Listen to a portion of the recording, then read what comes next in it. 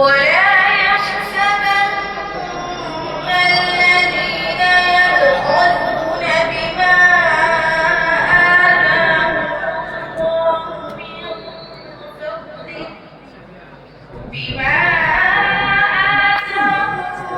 الله من فضله وخيرا لهم بل هو شر لهم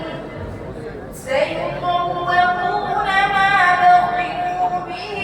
يوم القيامة ولله ميراث السماوات والأرض والله بما تعملون خبير لقد سمع الله قول الذين قالوا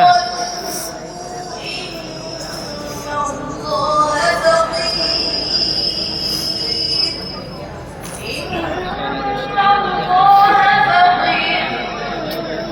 ونحن أغنياء سنكتب ما قالوا وقتلهم الأنبياء بغير حق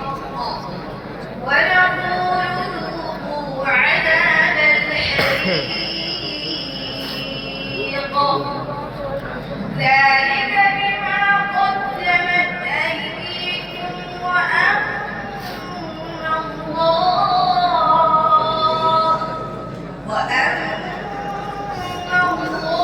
ليس بظلام للعبيد الذين قالوا إن الله عهد إلينا ألا نؤمن لرسول حتى يأتينا بقربان وتأكلونها قل قد أعوذ بالله من الشيطان الرجيم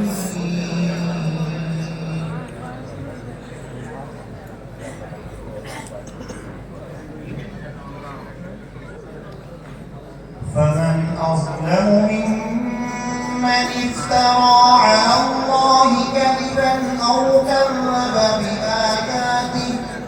إنه